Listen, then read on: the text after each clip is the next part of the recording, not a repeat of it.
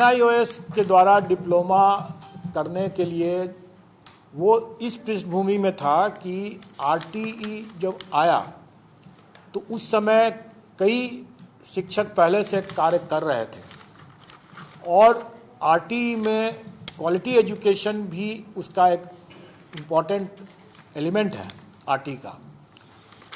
तो उसमें यह हुआ कि वैसे टीचर्स को अपग्रेड करने के लिए, उनको उनकी गुणवत्ता में लाने के लिए, उनको प्रशिक्षण देने के लिए ये DLED की व्यवस्था, जिसमें कि 6 महीने कम मतलब शॉर्ट ड्यूरेशन DLED की व्यवस्था की गई, जो NIOS के द्वारा दिया गया। लेकिन ये जो पूर्व से जो कार्यरत टीचर्स थे उनके लिए ये प्रशिक्षण के लिए ये व्यवस्था थी। ऐसा नहीं था कि कोई एकदम नया नया कोई टीचर आ रहा है पहले उसी कारण से ज्वाइन कर रहा है, ऐसी बात नहीं थी। नए अभ्यर्थी के लिए नहीं था, जो पहले से जो अनुभवी जो टीचर चले आ रहे हैं। माननीय सर्वोच्च न्यायालय का जो आदेश निकला हुआ है उसमें उन्होंने उनके द्वारा एक डेट भी दिया हुआ है, शायद 10/8/2017 के उसके पूर्व जो कार्यरत थे उन्हीं का NIOS के द्वारा DLED जो था है वो वैलिड माना जाएगा, उसके बाद का नहीं।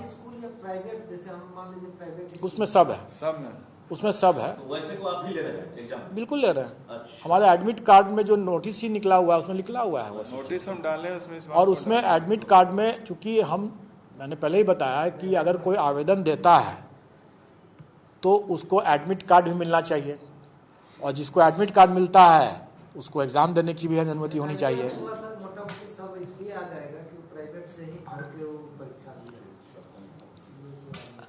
अगर कोई ऐसा फर्जीवाड़ा करते हैं तो वैसे पहले ही मैंने बताया कि बहुत से लोग फर्जीवाड़ा करके BED वर्सेस BTC में अगर फर्जीवाड़ा करके आए हैं, आज नहीं तो कल पकड़े ही जाएंगे।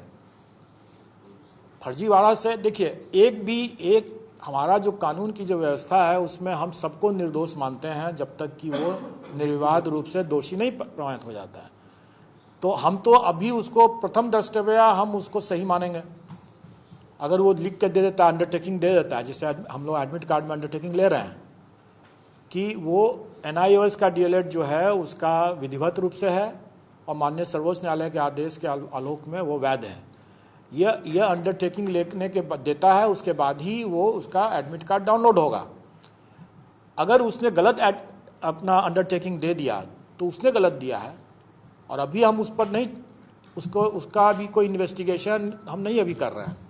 अभी हम उसको अलाउ करेंगे अपियर होने के लिए, लेकिन कालांतर में वो फंसेगा। अगर उसने गलत दिया है तो कालांतर में फंसेगा।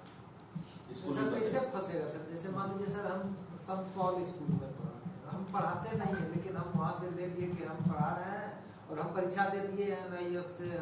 चोर तब तक चोर है जब तक पकड़ा जाता है तभी वो चोर है, अदरवाइज चोर नहीं है वो। उसका भी अगर वो प्रमाणित हो जाएगा तभी ना आप कहेंगे कि फर्जी है वो। आप अपनी आशंका से ऐसे नहीं कर सकते हैं कि वो फर्जी है। जब प्रमाणित हो जाएगा तो फर्जी है, जब प्रमाणित हो ही गया, जब प्रमाणित हो गया तो पकड़ा जाएगा वो। सीधी सी बात है। आपके ऐसे ही कहने से कि वो गलत है नहीं ना हो सकता है।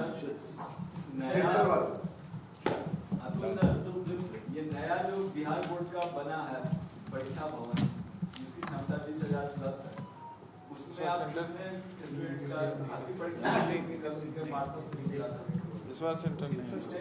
इस बार अभी उसकी व्यवस्था में थोड़ी हम लोग को अभी कमी नजर आ रही थी। अभी इस बार हम लोग अभी नहीं उसका उपयोग कर रहे हैं, लेकिन कालांतर में उसका बिल्कुल उपयोग होगा, क्योंकि सारे मेंस की परीक्षाएं या जो छोटी मोटी परीक्षाएं जो कि 15,000 अभी उसकी कैपेसिटी है, अभी सारे इंफ्रास्ट्रक्चर इन पोजीशन नहीं है। जब हो जाएगा तो बिल्कुल उसमें होगा। और लास्ट क्वेश्चन सर, क्या ये माने कि इस साल के अंत तक आप CRT-2 का रिजल्ट दे देंगे? अगर आप ये चाहते हैं कि हम लोग यहीं पर मतलब 24 घंटा काम करें